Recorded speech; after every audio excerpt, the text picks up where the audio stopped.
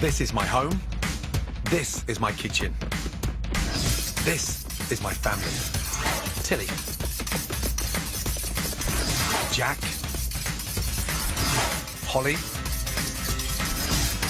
Megan. And of course, my wife Tana. You may think you're the busiest person in the world, but over this series, I'm going to prove it's still possible to cook stunning food at home. My rules are simple. Home cooking has to be easy. It's got to be fast. It's got to be delicious. So, if you think you can't cook amazing food at home, think again. These are the only recipes you'll ever need. Breakfast, lunch and dinner. I love cooking for mates, but I never make the mistake of doing complicated, formal food. Who wants to be stressed out on their time off? However, I do have a reputation to keep up, so the food has got to be good. Whether it's breakfast, brunch, lunch or dinner, here's my ultimate food for friends. Having people over for a bit of a late breakfast or brunch at the weekend is a brilliant way to catch up with friends, and this dish is always a winner. Gorgeous griddled polenta with roasted tomatoes and a creamy goat's curd. Can't wait to dive in. Next, a lunch to knock the socks off your mates. Sensational salt-baked sea bream with easy braised leeks. And my middle daughter, Holly, gets her hands dirty in the kitchen as we cook a super simple dinner. Ew, it's yucky. Guaranteed to be a hit with all your loved ones. Stunning roast chicken stuffed with aromatic chickpeas. A beautiful big green salad. And an amazing chocolate and hazelnut meringue tower. Really good. Nice to see Holly get her hands dirty, right? I think we all agree. This is my ultimate food for friends. Breakfast, lunch and dinner. First, a sophisticated late breakfast or brunch dish to impress your mates. Easy griddled polenta with delicious roasted tomatoes and creamy goat's curd. Now, polenta to the Italians is what mashed potato is to Britons. A staple, incredibly delicious and really straightforward to do. Now, season the water. Just a little touch of olive oil stops it from becoming too sticky. I love polenta. It's a cornmeal made from ground dried maize. The more coarse, the longer it takes to cook. But you can also buy instant polenta, which is ready in under 10 minutes. And I always use this at home. And then whisk that out. As it cooks out, it naturally thickens. You see the grains becoming almost into one nice fine pureed polenta. To take the polenta to another level, flavour-wise, season with salt and pepper, a good knob of butter and parmesan. Be quite generous with the parmesan because polenta can be quite dull. I like it quite rich and creamy. Delicious. Now, mix that in. Oh, nice, smooth, shiny, glossy polenta. You can eat polenta two ways. Like this, it's a glorious fluffy mash, or set, then griddled, which is what I'm doing. Start by oiling a baking tray, pour in your polenta. Now, get that in the fridge and then it's set. Next, I'm roasting vine tomatoes to really intensify their flavour. Olive oil on the bottom of the tray and drizzle extra virgin olive oil on top. Nip your tomatoes with your scissors. If you didn't burst them before they went in the oven, they'd explode. Salt and pepper. Garlic.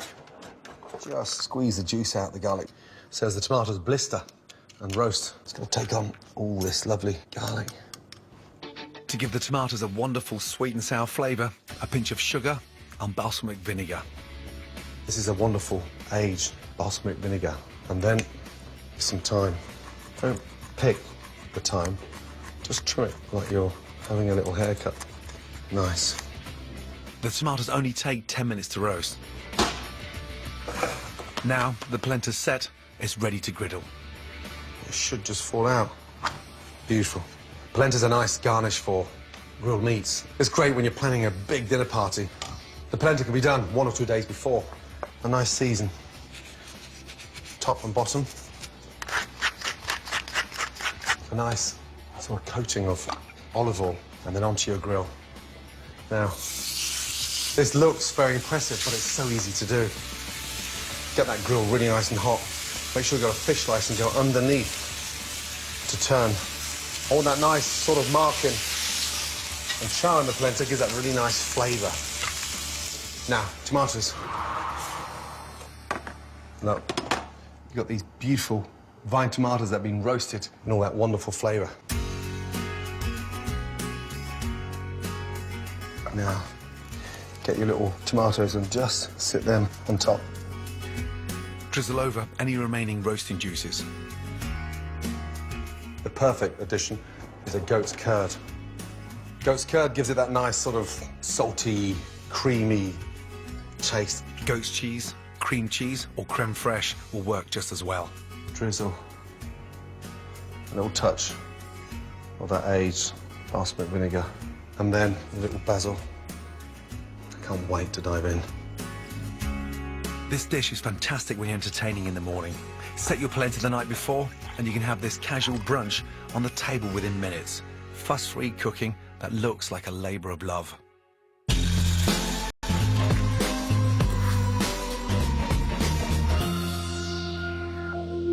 Coming up, I've got some great lunch and dinner recipes when you're cooking for a crowd. But first, here's a closer look at some of the key ingredients you'll need to impress your friends. To keep your guests sweet, here's some of the most common sugars and what they're best for. Almost sticky muscovado sugar, rich and treacly in flavour. It's great in biscuits, fruitcakes and pickles. Powdery icing sugar dissolves without heat, making it perfect for butter, creams and icing. Palm sugar, made from the palm tree sap, is generally sold as a paste and brings caramelly flavours to sweet and savoury dishes. The secret to the meringue I'm serving my mates for dinner is caster sugar.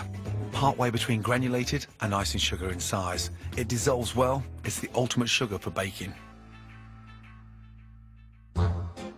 For the main course, I'm using corn-fed chicken. You can buy them everywhere. They're great value, they have a lovely colour and a rich flavour. And with an incredible stuffing, roast chicken's guaranteed to be a crowd pleaser. Sea bream, and I think the gilt-head variety, with its Disco Diva Gold Flash, is the most flavoursome. To check it's fresh, its eyes should be bright, gills red, and scales shiny. Bream's great poached, grilled, or pan-fried, but I'm going to bake it in a salt crust for my ultimate lunch for friends. When I'm cooking lunch for a crowd of my friends, my policy is to keep it simple and think big. So, instead of making lots of little things, I usually cook a whole fish or a large joint of delicious meat.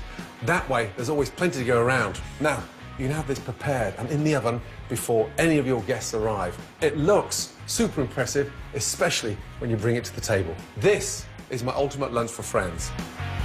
Salt-crusted sea bream served with braised leeks and hazelnuts. First job is that salt crust. This dish looks intimidating, but it is actually very straightforward and very easy. Make sure the guts are out and the fish is clean. The most important thing is always leaving the skin and the scales on. That skin protects the actual flesh from becoming salty. Give the fish a really nice seasoning inside. Even though we're putting a salt crust on the outside, it's still very important to season the middle. Fennel seeds goes brilliantly well with fish. And then slice the lemon. Nice, large, thick slices. The zest and the lemon bakes inside the fish. Fold over the fish and just squeeze the juice. Now for the salt.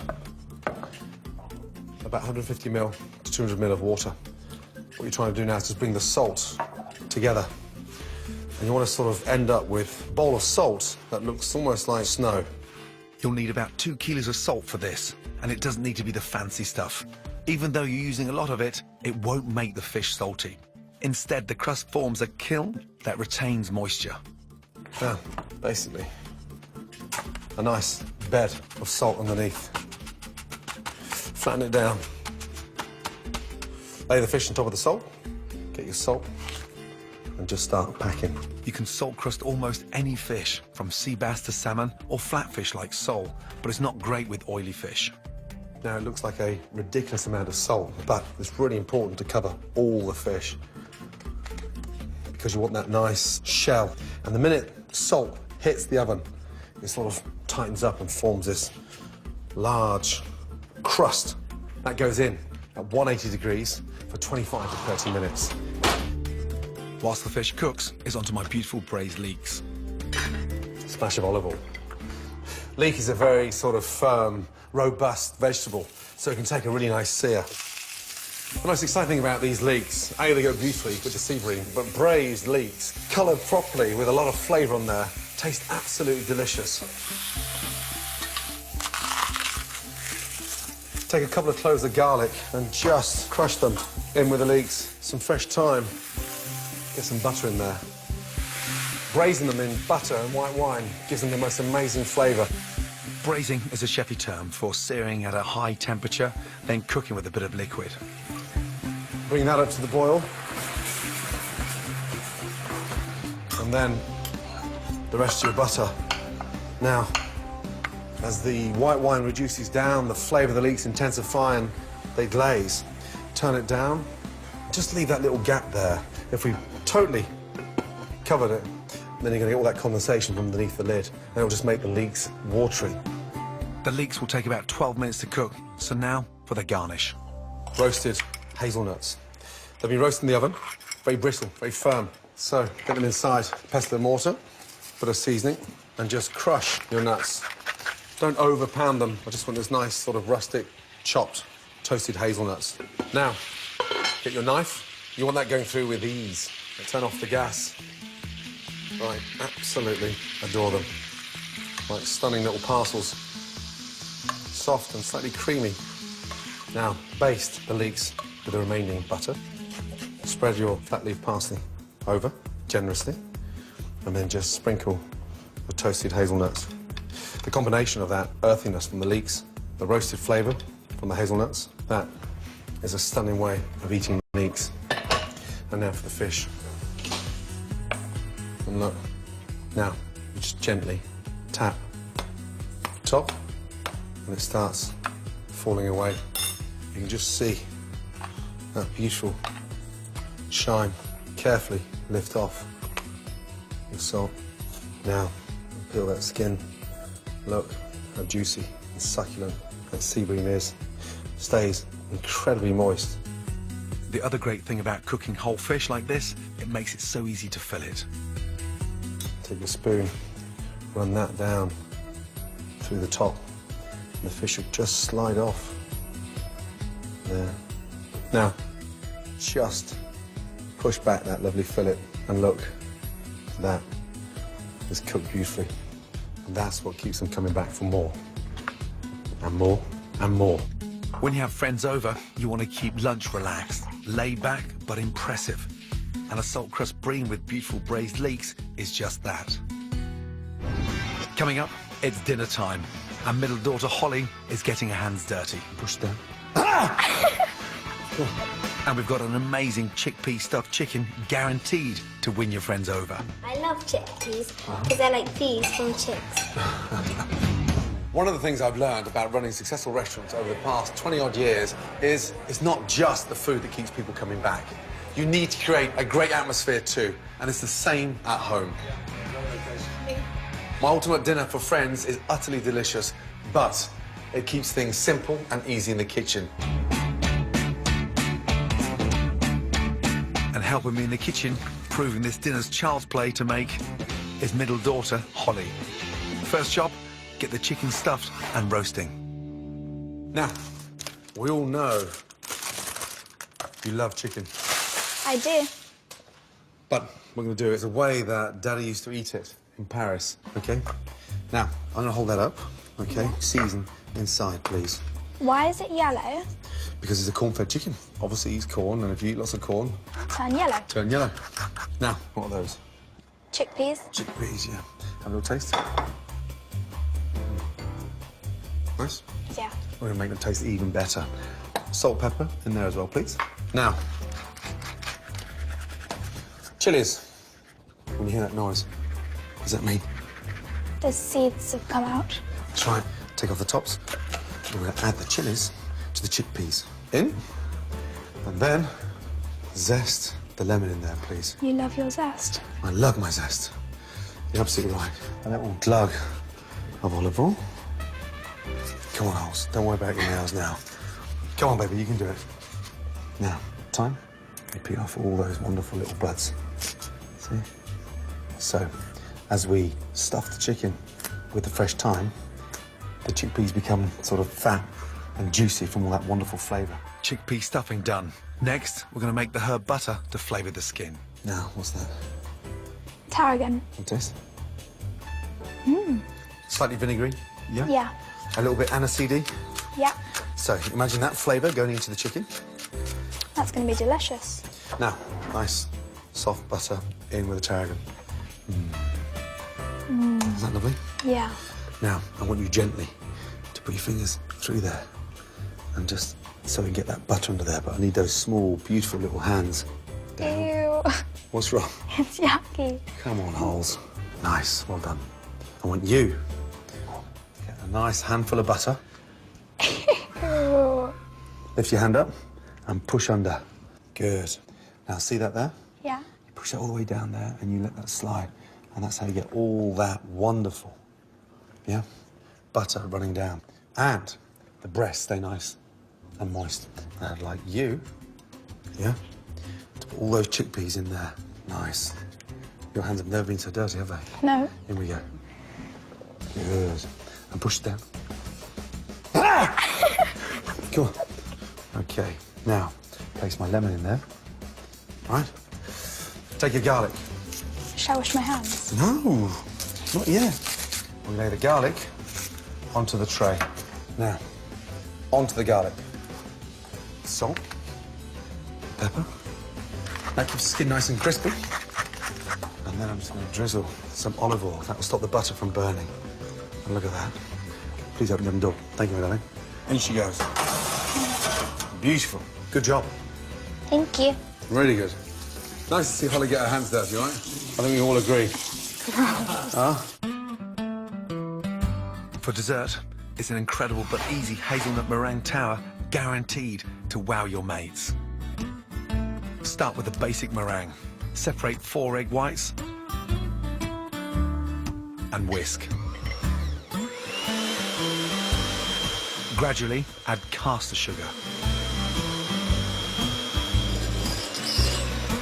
until the mix forms stiff, glossy peaks. Gently fold in ground and chopped hazelnuts. A trick we use in the restaurants is to use the mix to stick baking sheets down, which makes them easier to spread and stops the sheets blowing around. Top your meringues with more finely chopped hazelnuts and bake for 25 minutes. And the trick to stop them cracking is to turn the oven off and let them cool inside. For the filling, melt dark chocolate in a bowl over simmering water and slightly cool. Whip the cream until it forms soft peaks and gently fold in 3/4 of the melted chocolate until combined. Build your tower with alternate layers of chocolate cream and meringue. Finally, drizzle over the remaining melted chocolate to decorate. A simple yet luxurious dessert your friends will love, but be warned, they'll all want second helpings. The chicken's in the oven and the dessert's sorted. Now for a big, easy green salad. So, let's start off with 1 nice tablespoon Dijon. Say Dijon? Dijon. Dijon. A nice little squeeze of honey. Love honey. Good. A little splash of aged balsamic. And this is your favourite, this one, isn't it? I just like it has a nice sweetness, but then it has a bitterness to it too. Nice.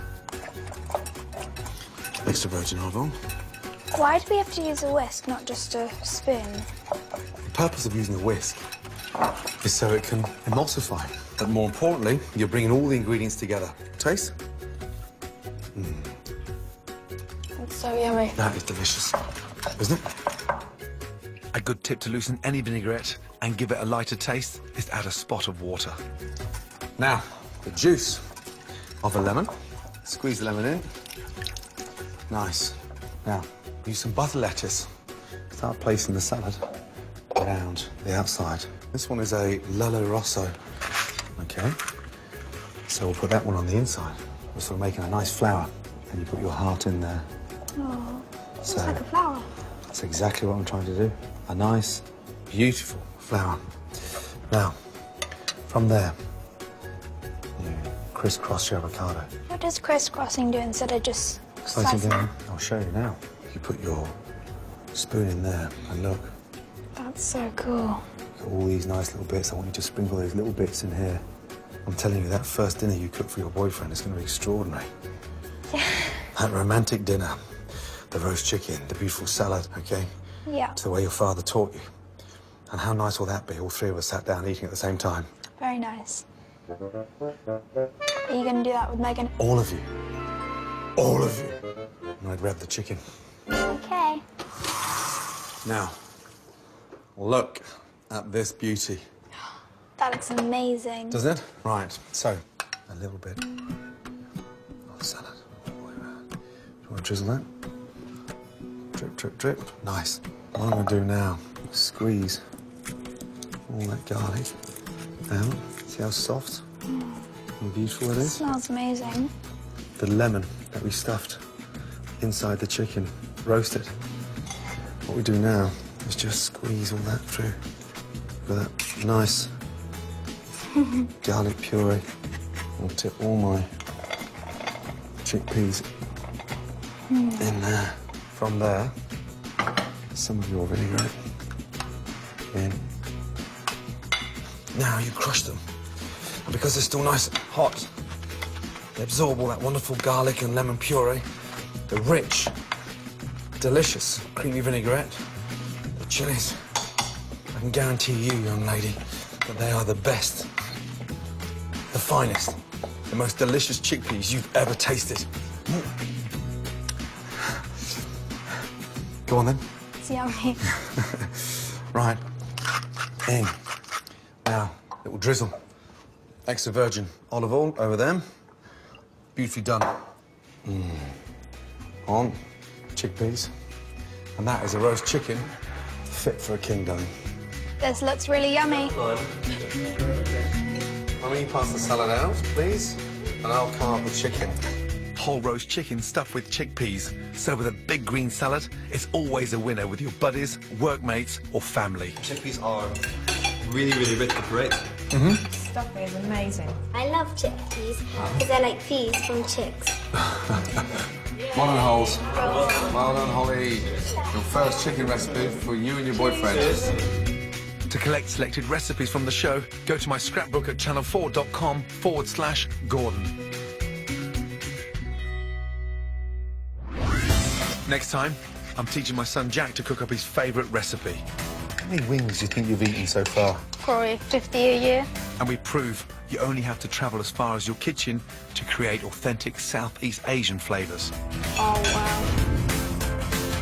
Tomorrow night from 8, it's River Cottage on Fruit. No pips in the brand new series, River Cottage to the Core.